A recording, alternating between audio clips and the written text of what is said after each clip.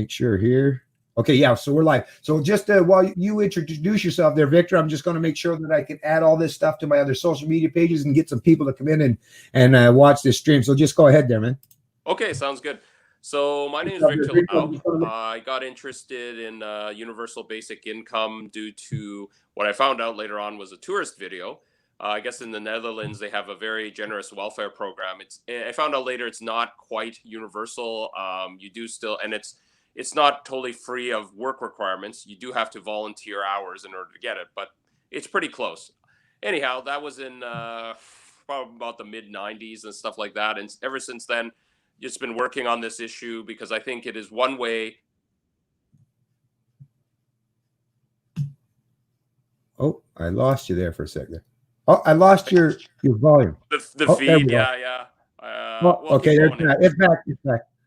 Yeah, okay, my router's having issues. I'm sitting right above it, and I don't know. But anyway, yeah, so I've been advocating for it because I think it's not only one way to eliminate poverty, but I am also for smaller government. And I do believe if done properly, it can streamline government to be way more efficient, reduce our taxes, reduce a whole bunch of areas, administration, and so on. So it's not to say we want to, downsize government to a ridiculous, an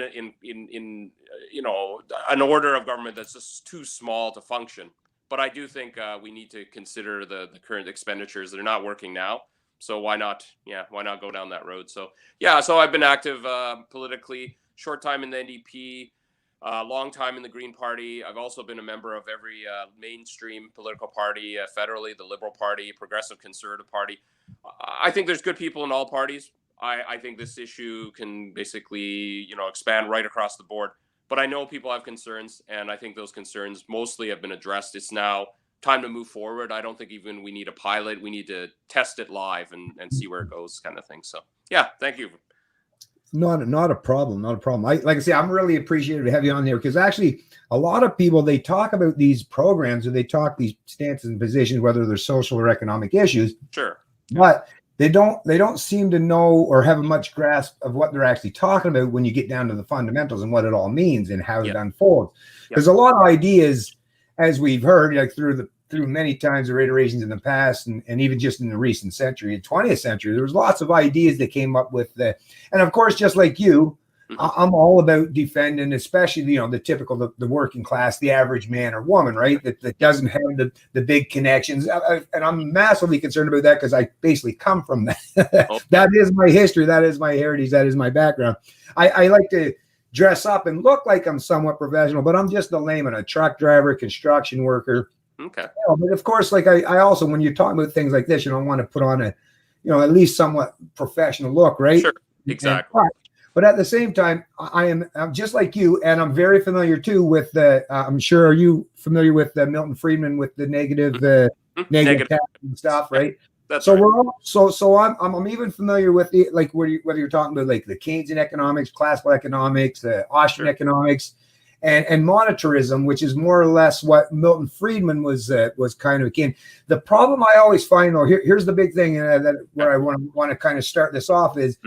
Even when you use reference, and I've heard other people too with Milton Friedman, and even kind of what you were alluding to earlier when you were just laying out the basis for your promotion or advocacy for UBI, is that, and Milton Friedman said the same thing, like with all the massive destruction that the central planners now have destroyed in terms of their social policy, it probably would be a better option given how terrible and how much bureaucracies and multiple layers of bureaucracy that the current infrastructure or social safety nets or programs undertake. And I'm totally with you there. The problem is what I keep finding with these utilitarian arguments, because that's kind of a utilitarian argument. It is, because it is true. It is better. Like, to me, it's like if someone said, if someone cut off your hand or your entire arm, I'd say, well, probably could use something left of that arm for something. So let's just get rid of you can make that utilitarian type of argument, but we don't. It's when we have these conversations, to me, it's we have to step back to the point where, and what I'm going to get to now is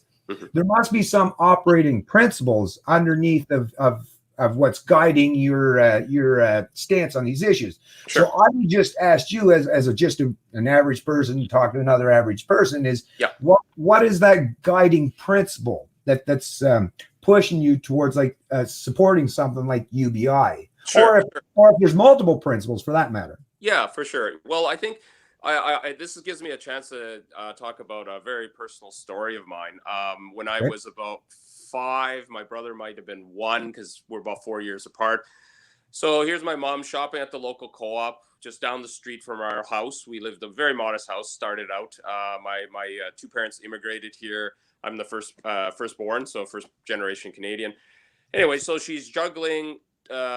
Basically, I'm walking because obviously I'm 5. I'm old enough. My brother is a little younger, so he's being carried, and then she's got one bag, the old grocery bag, right, in paper of groceries, right, from the local co-op. And here she's struggling to get home, and I'm whining as a little kid, as she remembers telling me, that I want to be carried too, right? She's carrying groceries. My brother, why can't she throw me on for the ride?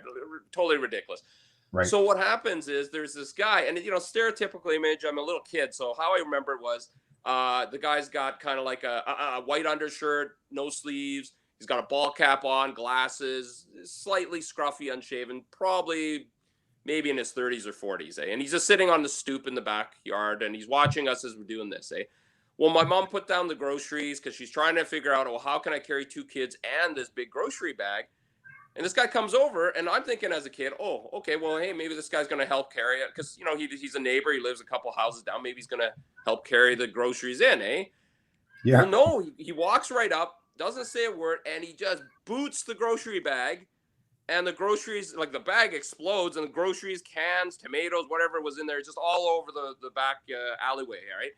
Mm-hmm. And of course, everybody, 3 of us are freaked out. And he starts yelling at my mom, you know what? Why don't you just go back to where you've come from? Get out of our country, right? And I'm thinking, well, I mean, obviously I don't have a thought other than, oh my God, is he going to hit one of us? what else is going to go on? And then he just stalked off. And then my mom's all angry, trying to figure out. And, probably, I think I remember yelling at her kids, if it wasn't for you guys, this wouldn't have happened. It's like, because she's all embarrassed, eh? Right, Barely right. knows any English and so on. And so from that coming to now, I'm almost 50, and I'm kind of like yourself, always been a working class guy. I supported unions, but I know there's huge flaws in it. But the basis, coming back to the universal basic income, is I don't hate that man for what he did. I think it's very tragic. It's very sad. He's probably going through a lot of stuff. But I think could that guy not have been so angry and maybe more helpful if Right. maybe he wasn't struggling with whatever he was struggling with. Maybe he has mental illness. Maybe he got ripped off by someone who's Asian. I don't know. But poverty seems to be at a root of a lot of our problems. Here's a weird saying, right? They always say money is the root of all evil.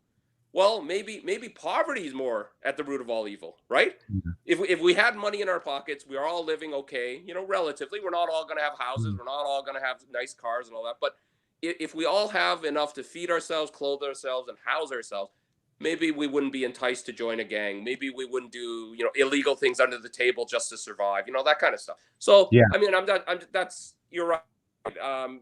Underlying it all, it's this idea that, I really do wish as a politician to make do something positive for our common, people and improve our lives. Hopefully everyone, and that's Yeah. kind of, yeah. Well, you know what, though? That's a great story, actually. And it's actually a perfect anecdotal experience and I would say if I were that person, and even on days when I'm not having a great day, Right. I do have that, but it's a lot of that is because of the way I was raised. But even if I'm not having a great day, if I saw that circumstance or situation, I would want to step outside of my comfort zone or even the mindset I'm in, put it off temporarily, help the person out, and then maybe go back to whatever kind of crap I was doing. Right. Exactly. So I get Yeah. that. I totally get it, and I feel for you. But actually, one of the things that you brought up just there was actually very key in what I kind of want to point out as a little bit of pushback against this EBI, because what you just said is, keeping food in your belly, a roof over your head, and any kind of energy that you need to expend for whatever it is, so fuel or whatever that is. So the things that you require to sustain yourself as a human being, 100%. I agree with you. Everybody should have access to that. Well, that's basically whether you're talking about in the state of nature or in modern construction societies. We all have to have some means or method to be able to sustain ourselves. That's the only way we flourish as a species. So I'm with you there. But I would just say first and foremost, now this isn't obviously going against your UBI being a proponent of such, but I will point out the very real fact. What I think we would both agree here is currently, and this come out of Fraser Institute studies, where actually the government literally takes now more in taxes. I believe it worked out for the typical average family, which is each individual working for or bringing home roughly around $40,000 each, two adults. That's right. In the household. And on average, based on that, collective $80,000 going into a particular average household income, I think it was a full 46% now. It might be up to 48 now. Actually, after COVID spending, it'll probably be much higher than that. But a full 46% of your disposable income or your income that you earn in total actually goes towards taxation, whereas it's less than that. It's only what we spend for, like you were suggesting, the roof overhead, the food, the things that we actually need to survive. So we go to work every day. The government's taking more, just in taxation than what we need to sustain ourselves as human beings. So I think we would at least very much agree, and I don't think there's any area where we're going to find disagreement, that currently with government structures, and I'm pretty sure though that's another thing too. I'm pretty sure. Well, let's just get to the point. So right now, you would at least agree that the current system, the current structure, the way it's set up is not working out for the people that we're concerned for the most, right? Absolutely. I mean, it's all about finding common ground. I think if we're talking about the national structure, right? It sounds, we're at that level. We're talking about the whole of the nation of Canada kind of thing. I think no politician that I've heard, and I'm just being fair, has talked about basically doing, almost a generational review of the entire income tax system, the tax code. I mean, it's ridiculous. I think it's like thousands of pages if you're ever to want to get I mean, and here's an interesting fact. You probably already know this, right? But, income tax was put in during the war, and it was supposed to be a temporary tax. It's never been removed, right? Yeah. And so it was actually after the war. Right. And this is why, I think governments of all stripes should be, if you're there to represent the people, as everyone claims to be when they're door knocking, when they get elected and so on, well, why not do even a tax review every 5 years? Just to see, is this what you want? Is this sufficient? I mean, that's what I advocated when I was a leader of the Saskatchewan Green Party. I said, one of the first things I would do is start to move as much as we could to a participatory budgeting model. We'd show, okay, here's what the last government did. Here's all the tax revenue that comes in for Saskatchewan. Here's how they spent it. I'm not making a judgment call here. I'm just showing you what the numbers were. How do you think we should do it? Do you think income tax is too high? Do you think we're taxing the corporations out of our province? What about our resource taxes? Should we raise them, lower them, something in between? There's just so many options to do. And we're not even talking about UBI here. We're talking about making it efficient so that maybe businesses would function better, hire more people, and then everyone's got full-time employment. Right. Nobody needs to be on social programming, right? Yeah. So, yeah. Well, see, that's the thing. So when we're getting to that point, so that's why I was kind of getting to that. I think we would both agree that currently, so the government right now currently, and like I say, we're talking people that are in that range, that we're not talking about wealthy people. If two adults are only earning $40,000. Now, of course, that depends on what area you're living in the country, and averages can vary a lot depending on what methodology you're using.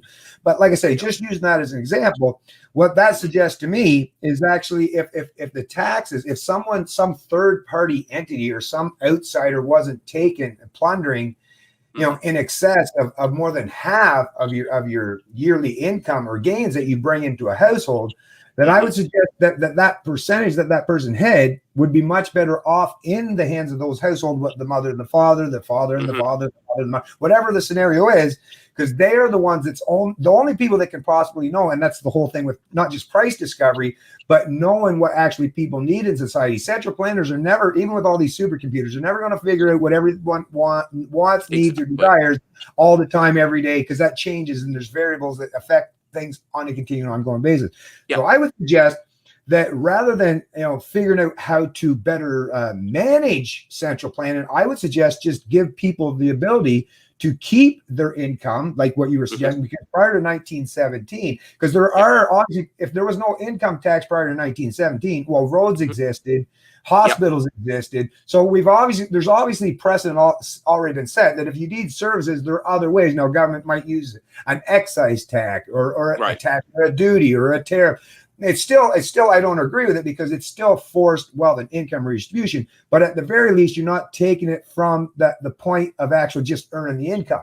When you get it on the consumption side, at least I'm not a fan. Like I say, I'm not a fan of any income or wealth redistribution schemes. But if it's on the consuming side of things, then you, at least as the person, you're still going to be susceptible in some way, but you can actually make choices that would greatly affect how much your income you're going to keep for yourself. So, if it's coming from sales taxes, well, if you're just not a big consumer, well, you're going to have a whole lot of your disposable income left because you're not being a mass consumer, right?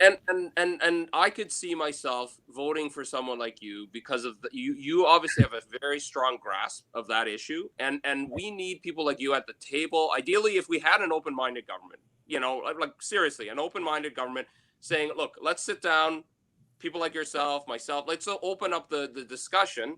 And here's the interesting thing. Let's get random Canadians, 100 random Canadians in a room. And we ask them, okay, we show them the numbers and say, do you think this is fair? And like what you're saying, it's amazing that the extremes, right? The people on the extreme end of the political spectrum don't seem to understand that, look, usually the answer lies somewhere in the middle, right? Like I'll pick a very extreme example, gun control. It's not total gun control. We just gun control everything till, only basically the armed state has guns. Nobody else can have a gun of any sorts, right? Even for display, whatever. And it's not the other way where, well, let's just get rid of the entire administration. You can have illegal guns. You can have guns that are made or bought off. It's somewhere in between. And I think the problem is when you're having the extremes come out to debate this, there is no in between for them, right? That's the problem. And you're not going to get a good solution if you fall for one extreme or the other. So I actually, I admire what you just said. I think if, ideally, if we did have to have some kind of income tax, how about we cut down to a third? Could we functionally run a government on, 1/3 of people's income tax, right? And that's why with the UBI, the numbers are a little higher than 1/3, but I think the guy was saying the numbers I thought was like a flat tax of 46, so maybe that's high, 46 to 48, something like that. It was either 36, 38, 46, 48, but it would be a flat tax, right? Everybody knows what they pay. It is a form of redistribution, but it would lead to so much more efficiencies, and you can do away with a huge arm, of the state. Basically, you wouldn't have to have massive welfare. And here's another thing that you probably already considered as a working class guy is if you ever know of a friend or somebody that had to go onto welfare, if it ever functioned, it's certainly not functioning now. It is an embarrassment. It is a punitive, regressive, and dehumanizing system. They don't try and help you back on your feet. They just keep you in the system until you just drop out or die. I'm sure most Canadians, right wing, left wing, they would agree that that's horrendous. We need to replace it, or at least reform it, if not wholesale replacing it with something else. For me, guaranteed income. If we don't need all these guys managing how you spend your money on groceries, what shirt you buy. Oh my God, you bought a cell phone. That's a luxury. Give me that cell phone.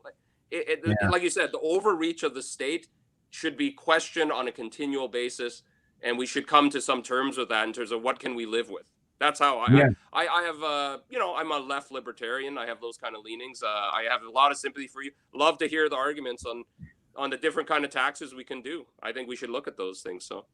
Yeah. Well, just two things I want to do in response to that. One is get back to, like, for me, I'll just point out my guiding principle first and foremost is that I just, like I say, just because, and it's not just because actually that I come from a religious family and I believe in morals and ethics and stuff. It's even if you strip the morals and ethics out of it, I just see what the cause and effect of incentive structure that does. And not just for the person. Like, I'm not talking about if you give someone money that they'll just never work. I'm talking about the incentive structure that it does in the rest of society, or people that are going to take advantage. Because a lot of these programs, so like I say, my first and foremost, the principle that I guide is I don't believe there should be any way of redistributing anyone's wealth. I think, if I go and earn an income, even if I decide to keep 100% of myself. Now, of course, there's always consequences. So if I'm the kind of person that wants to earn an income and keep 100% myself, never help anyone in society ever, well, I would also expect to live in a society that, yeah, I'm basically like living, even though there's people around, I'm on an island all myself, because who's going to want to deal with someone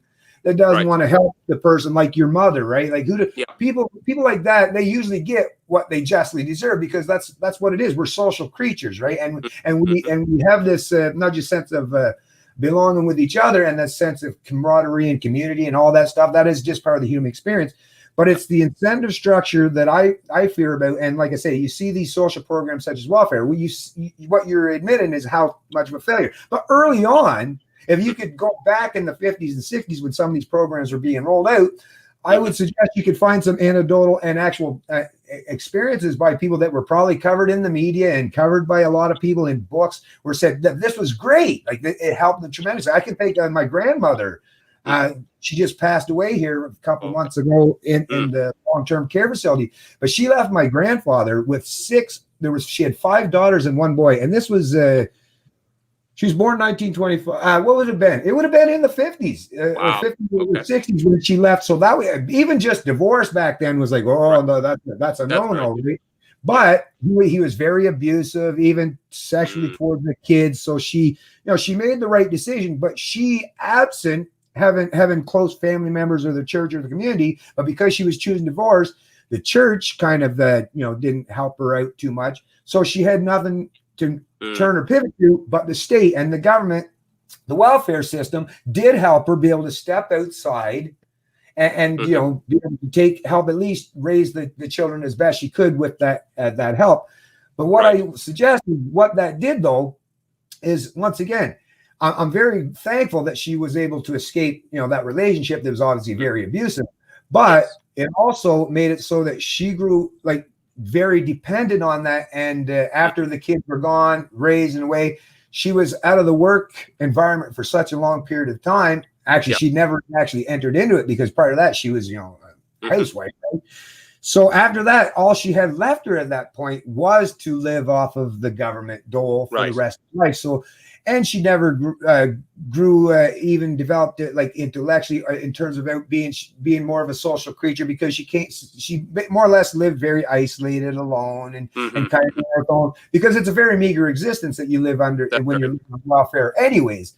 So I think it was detrimental to her. It was great as that short-term gap, but what I think, if you think about it in the long term, the principle of actually being having people in your life that are voluntarily willing to help you in your times of need, because the person, like, if it had been like a church group that she was going to, and they weren't using this pretense that just because it was divorce, I think people that are immediate in your family or immediate in your community that are wishing to help you, not only they have the better background understanding of who you are as a person, but they're not going to allow you to just sit on your ass for the rest of your life. Like, yeah, I'm sure here I'm here for you, Ines. I'll help you out. I'm going to help your kids. I'm going to make sure they're eating. But at some point in time, you got to figure something else out, because I can't take care of you for the rest of my life. I would like to help you out, but unfortunately, I'm not going to be able to. That's the problem, though. When these central planning structures, they have great initiatives, they have great motives behind them, and I definitely support helping people out in need, such as my grandmother, or such as maybe people in your family have had to.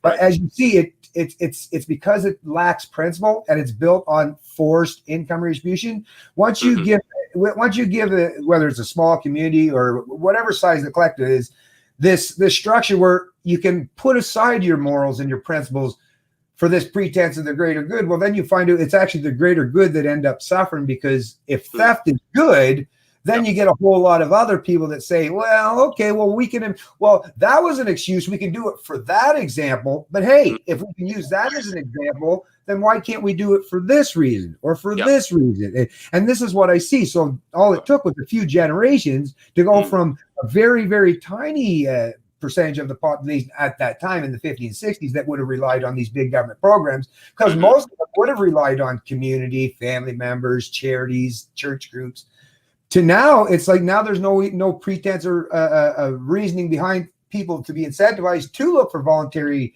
donations or whatever contributions, because there's the state. You can just keep voting, and if you have a large enough block, which we've noticed the baby boomers, because there's such a huge cohort, if you can be a large enough voting block, actually, there's no point of incentivizing hard work and ethics and more. You can just keep voting to take from other people to give you more and more entitlements to the point where we're at today, where now we're talking about a UBI. So this is always at the end of the day, it always comes down to incentives, right? But go ahead. Sorry. Yeah, go ahead.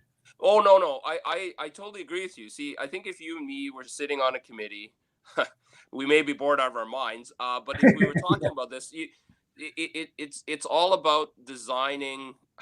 I mean, maybe that's the wrong word. I mean, see, I do agree. One of the key words is freedom. We're very lucky to have it. It's very precious. We got to be on guard. Once again, just like the tax system in terms of state government overreach. I'm against a big state government as much as I'm against big giant corporations. Once you get too big, you feel, even though there are laws, you feel I can do whatever I want. I mean, you just look at the current prime minister with all the ethics scandals. Literally, the guy just doesn't learn, right? And so it's just, how do we, in a sense, and I think you might agree with this, how do we as citizens take back our government, take back control over our own lives, take back our own, you mentioned it before, responsibility to basically do as much as we can, not only for ourselves, but then to contribute back, to our family and the community around us. I think it comes down to, I mean, I think the Bible used to teach that. God, if you take the survey now, almost nobody's, virtually religious. I think you and me might still be. But I mean, most people have just fallen by the wayside. There is no guiding principle. There is no higher power. Yeah. So I guess in this lifetime, we should just do what we want, right?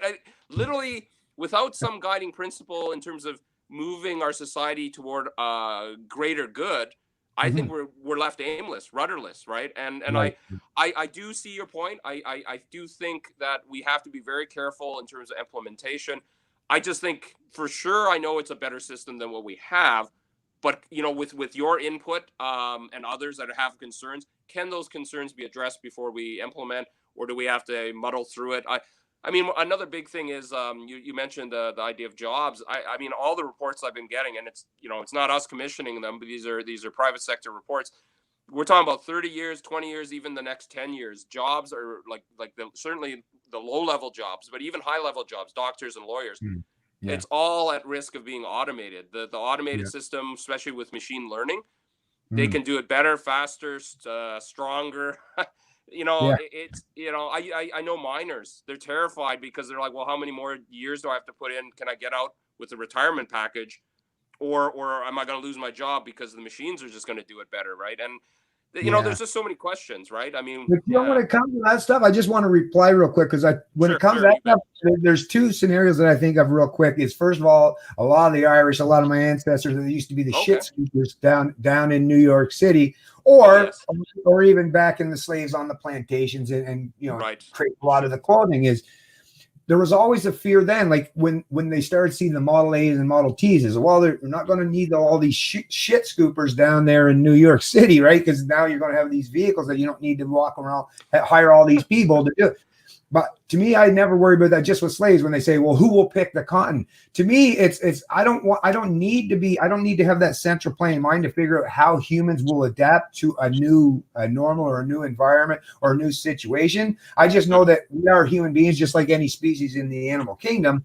We're very adaptive, and actually human beings have shown to be more adaptive than any other species on the planet. You can put us in the cold, the hot. You can put us basically in space, for crying out loud, right? That's true.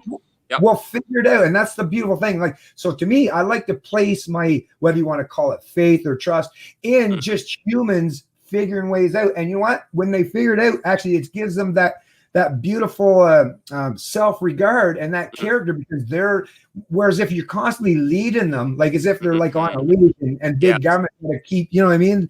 I think you're destroying all that beautiful pent-up innovation and constructive abilities that the humans have within them. So to me, when you're talking about that, I'm not so fearful about the robots, because every time we've seen some new iteration, new invention, new technology that said, oh, it's going to wipe out. And I'm very grateful. Actually, I'm really happy for the people that no longer have to scoop shit. I'm really happy that there's a lot of people that no longer have to toil on plantations. So, but there's been other ways or occupations that they find. And there's always going to be need for something for people to do to be productive in life, because basically we are productive beings. So there's going to be a need for it. What it's going to look like, how it's going to unfold going forward, I don't know. But just like if I was alive during the days of slavery or any kind of situation, or during the, you know, the days of the Irish protesting that they're, you know, they might not have jobs, I'd be like, listen, the principles are what matter most. I want you to be able to feed yourself. I want you to be able to sustain yourself. But at the end of the day,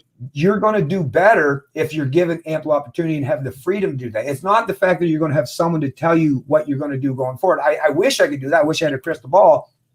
But just know that when the chips are down, just like even with you, if you've ever had kids, like you raise your kids, oh, what are you going to do in these dangerous? I don't know. I can't tell my kids every time they encounter a dangerous situation or something that they've never dealt with before. I don't know how to tell you how that's going to unfold. But if I've given you the right tools intellectually, you got the right morals, principles, and all. If give people the right amount of tools in the tool belt, then I'm sure they will figure that out going forward. And like I say, by them figuring it out on their own and doing it themselves, or with other cooperation from other people, like I say, it doesn't have to be by themselves. But it creates that actual sense of not just structure, but community. And that's entrenched because they've learned it for themselves. I don't know if you've ever taught someone by literally doing everything for them and then ask them to repeat that. They're like, oh, shit, I don't know. I wasn't paying attention. Or even if you're sitting in the passenger seat of the car, right? You drive the guy to the destination maybe 3 times in a row. And you're like, would you remember how to get here? Oh, shit, no, I wasn't really paying attention because you were doing all the driving, right? So that 100%. So once again, it always, at the end of the day, that's the big thing. And just one other thing I want to say before, and I'll turn it back over to you. The other thing with the UBI, and once again, it's not that I'm against, like I say, I want us to figure that out. And I would love to sit on a board with you or anyone else and figure out how can we help as many people as humanly possible and do it in a moral and ethical way. But what I'm fearful of is when I started work when I was 15, minimum wage was like $4, $4.50 an hour, I believe. $4.50, I think is what it was. That was in 1985 in Ontario. And I actually had to get my parents to sign because I couldn't start work until I was 16, but because I quit school when I was 15. But anyways, minimum wage has actually, you know, now like it's triple, like it's $15 an hour almost it's 14. But I mean, but if you look at, so you would think, well, because the wages are so much higher in comparison, well, that should have been what was required. And I'm sure that was the whole reason of bringing in mandatory minimum wages is we got to protect the people at the bottom. But what I've watched unfold every time is the minute you give the people at the bottom disposable income by way of just collectively saying everybody gets X amount of the pie, then whether it's the corporations, whether it's the government, or whether it's anyone else that wants to be parasitical or take advantage of that increased prosperity, it always shows. So you get that small time frame where your little bit of wage increase got you out a little bit ahead of inflation for a very short time frame. But then, like I say, then everyone else in society, the government, the corporations, right? They're like, oh, there's more disposable income. Okay, now all of a sudden the prices, right? And it's like with everything. It's like if you had one, it's like, you know, every time you increase your supply of any product without increasing the actual demand, you're devaluing it. And that's what we're doing all the time, which is why even at $14 or $15 an hour, people are feeling undervalued. And they rightfully are. They actually are. And the reason why that is not because triple the amount of disposable income should be enough. It's because the price of like a typical loaf of bread that used to only cost, you know, maybe 15 cents is now so high. It's like a dog constantly chasing his tail. So even when you're talking about the utility aspect of UBI, what I expect what would happen, and I think I would be proven wrong in fairly short order, is under a UBI, we've created a new floor, right? So everything's going to change to reflect that. So now rather than if you go and buy a hammer, $4 a pound. Might have froze. Sorry. Oh, sorry. Is everything okay there? Let's see if because I think he just. Hello? Sorry. Hello? Yeah. Oh, you still there? Oh, is it going? Hello? Sorry. The router thing is I finally got it working again. But no, I totally agree with you. There is definitely more to explore there. But I'll leave you with this one thought. Sorry. Okay, sure. We can pick up again. I told my friend, because he was concerned, he was a typical conservative, Western conservative, and I told him, okay, even if we held minimum wage, let's say, because we were just talking about minimum wage, even if we held it at whatever it is currently, say 14, 15 now, 10 years from now, do you think during those 10 years, are not prices going to continue rising? He was a milk drinker, so I said, do you think that carton of milk is going to be the same? And he says, oh, no, absolutely not. It keeps going up whether the minimum wage goes up or down anyway. And I said, well, this is it. The problem we need to figure out is how do we provide, all the base needs. We can't provide, like I mentioned before, right, a house for everyone necessarily or a car for everyone, but we can provide, modest shelter, clothes on people's backs, the basic necessities. And I guess that's where I think the UBI is a more efficient way to do that. But, you've opened my mind that there are other options, and those options should be also explored in addition to this. And I think that's where I will leave the conversation at this point on that kind of note. Right on. Well, like I say, Victor, I really appreciate you coming on and having this discussion with me today. Yeah, and unfortunately, it unfortunately worked out that I had my podcast. I have another channel called Liberty Under Podcast, and me and my son do a podcast. So I was on a different channel doing that. And like I said, I would have loved to have the time to even get better prepared for this one, but it was just, I didn't want to put you off because you were willing. Like a lot of people that I reach out to on the internet, they don't want to talk. And when I hear people that are willing to engage in conversation, I always, put aside whatever I can at the time and try to make that happen.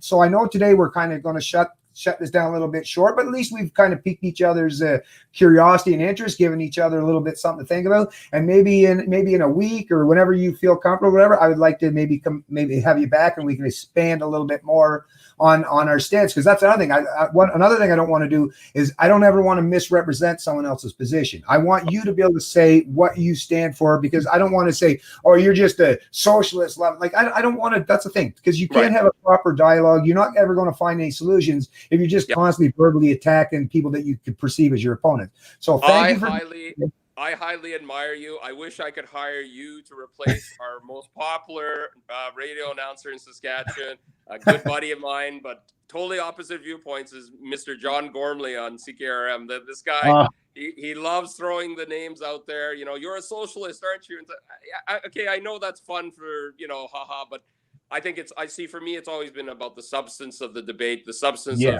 people's arguments, right? And I really appreciate you, having me on your show and giving me the opportunity to talk about my personal story, because that I do think that's probably, I think, and I appreciate you sharing some of the stories of, of your past, what's happened in your life, because I think that's where the real work has to be done, is knowing that we're not. Thanks a lot. I'll cut it off there, and you take care. Okay, thanks, Victor. We'll talk to you again soon. Thank you very much. Okay, have a good one. Right on. Take it easy. Have a great weekend. Yeah, have a great day too. See ya. Okay, well, thanks for you folks. Sorry, I know that was really short and really. Hopefully we'll get a chance to do this again. Like I say, it was one of those days. It's been very, very busy. I went, I don't know if you watched my past stream that I just did with my son, but we went on for, I guess, 3 hours anyways. But yeah, Victor, like I say, that's really at the end of the day, I just want to be able to reach out and talk with other Canadians. Because like I say, I don't want to play this divisiveness. I really think it's important that we play up unity and where we can all come together. Because at the end of the day, I think most of us really, at our core, sounds like Victor just cares about people and making sure that people are that are on the lower end of the social economic spectrum have some kind of safety net, or at least some way to be able to provide for themselves, right? And really, that's what I want. I think most people, that's what we want. And if that is our true intention, that is our true goal, then just like Victor, just like myself, we'll put all the bullshit. I have preference in how I would want things done, and I'm sure Victor does. But the point is it's the goal, right? It's the path that we have to travel to get that goal. We might have to take diversion paths. We might have to walk alongside. We might even travel in different directions at times.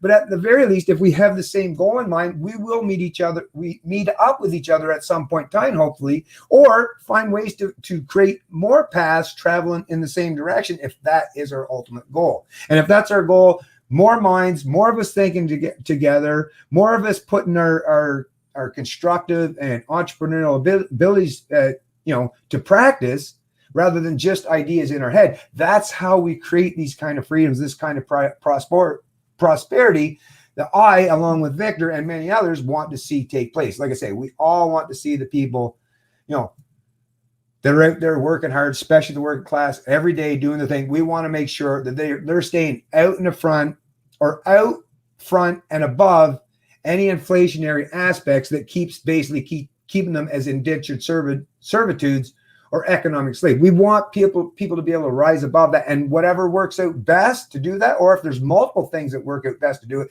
Me personally, I've always thought that freedom, liberty, and the free market, because that's what it is. Just free market is just free people having the ability, unconstrained, to do what's right for them and those they care about. I think that is the best method, the best practice that we can implement. But there are other things where we can come together and help each other, maybe to push back against the state. Maybe if we had more of our disposable income, we could do all those things and be much more charitable to help the people in need, where they wouldn't have to look for government. Maybe we could create more charitable organizations or social policies or safety nets where it's voluntarily contributed, because if there's that many of us out here that care about people who are in desperate need, then we're automatically incentivized to help them. So we don't need government basically metaphorically pointing a gun to our head. If that's our goal, if that's our intention, we don't need that. We want to do that voluntarily. And if we do it voluntarily, we can make sure that whoever we interact or engage with or could have contractual obligation with,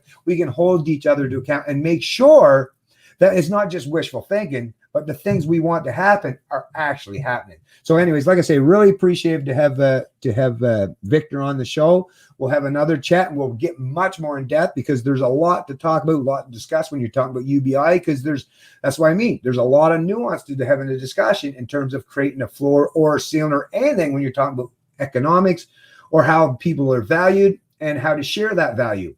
You know what I mean? So anyways, let's see who's in the chat. So yeah, by the way, Thomas, so you realize that it is on. Hey, what's going on? Chat bot. Oh God, another proud non-white Canadian lettuce whites know how he's supposed to think. No, actually he was pretty reasonable there. And let's like we don't have to bring race into it, folks. Come on. Let's not bring race into this stuff, right? The nerve. Like I say, we were just getting to have a conversation. Eventually, hopefully, we'll have a longer conversation. But anyways, let me see what else we got here. The best efficiency would be to cap government employees' wages. Yeah, or just have people function in a free market. That's how you know how efficient. Actually, I didn't even get to that point with Victor, and I was hoping to get there, but he had to go, obviously. But I was going to say, even when you're talking about this floor, whether it's a UBI or a minimum wage, and I'll just leave this as a final thought for you folks to think about, is that floor sounds good in theory. So that's like, here's your floor. Everyone at the bottom is treated equally, right? But is everyone at the bottom equally competent? Have the same equal work ethic, right? Same intelligence, same skills, same abilities, same physical traits, right? No, there's a lot of variances, a lot of variabilities involved in human beings. So creating a floor or any kind of universality where you're trying to have a one-size-fits-all approach for everyone. Well, now, like I say, the people are at the, if you're lazy and you get it, although I'm not just going to say lazy, but, or incompetent, you may gain a leg up, an advantage by having a floor created. So now that you're artificially propped up. But what you've also done as a consequence of being artificially propped up is now, because there's that floor, well, now the person that's down there at that same level, that minimum, well, they're being suppressed, right? Because they're being paid at the same rate. Let's say they got an inherent work ethic. Like I say, I know it. Anyone that's ever worked anywhere, everywhere you go, there are some people that just are inherently harder workers than the other person. And it has a lot to do with how they were raised, all kinds of contributing factors, their health, right?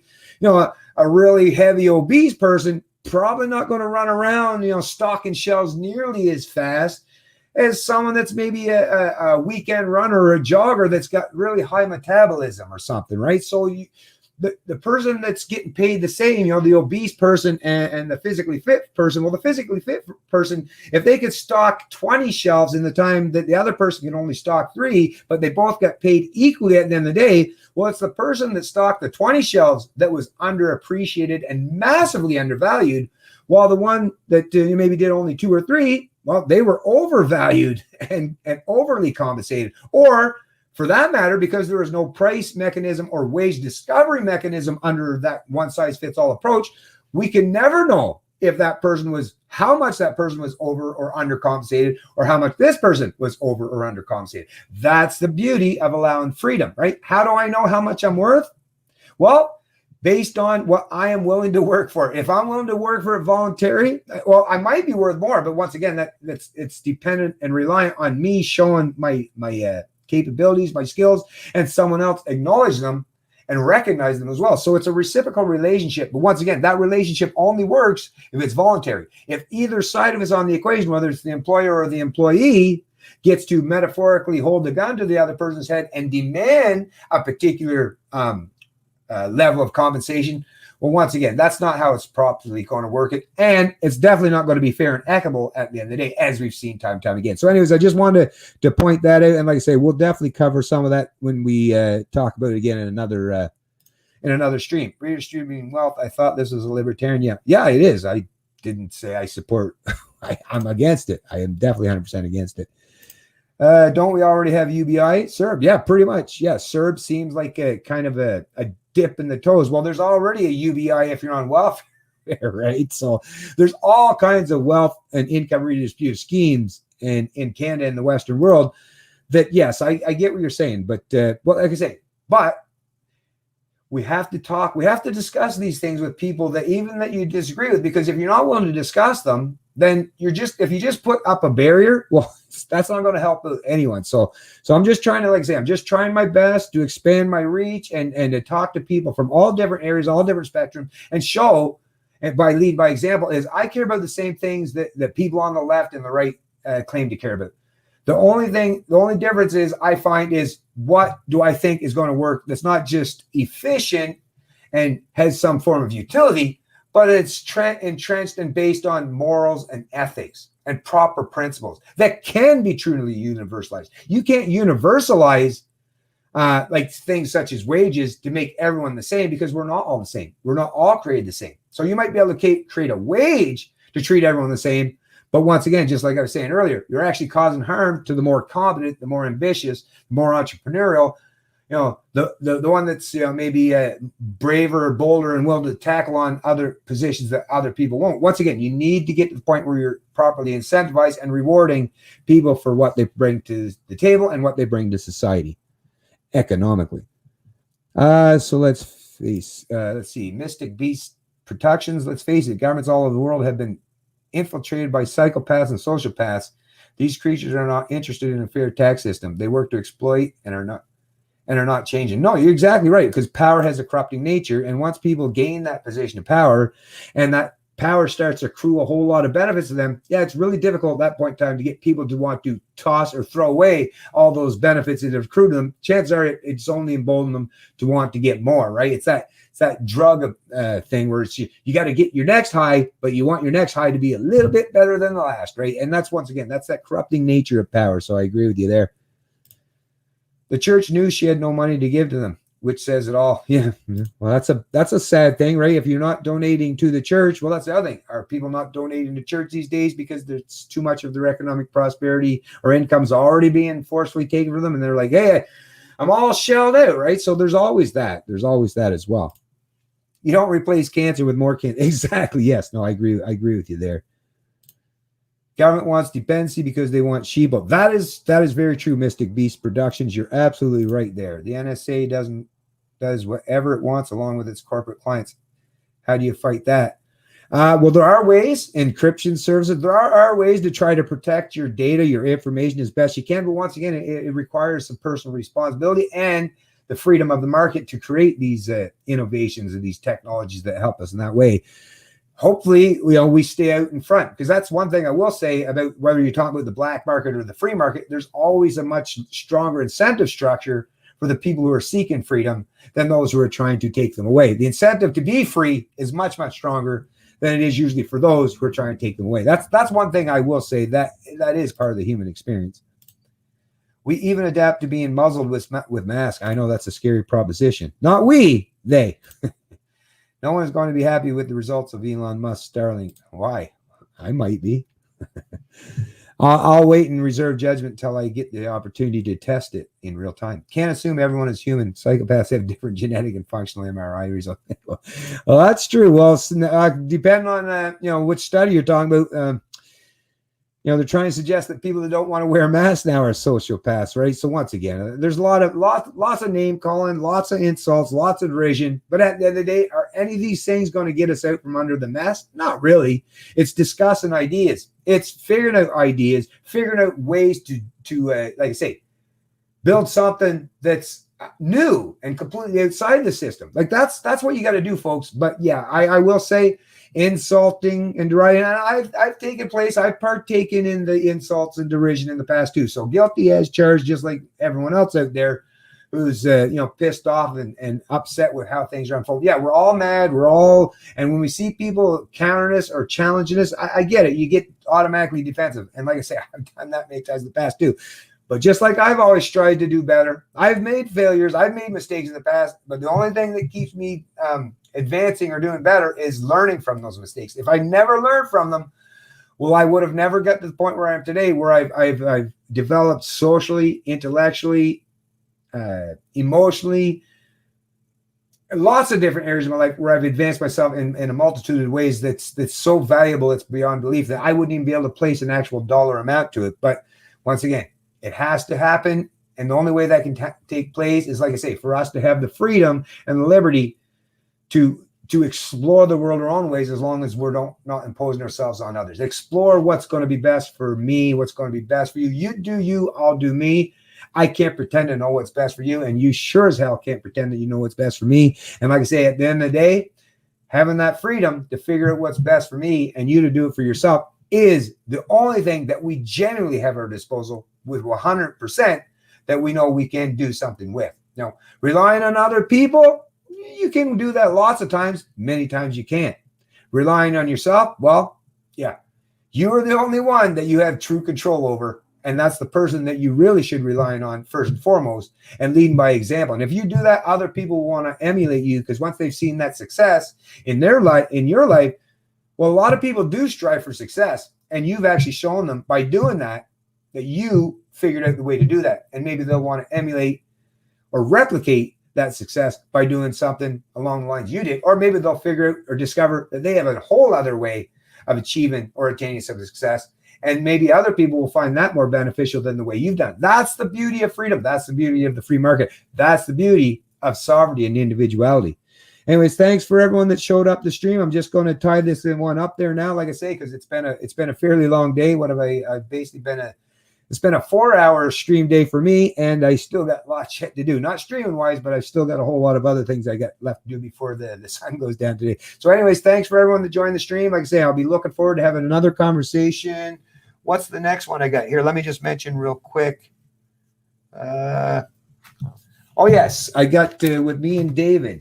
David, that's going to be coming up on...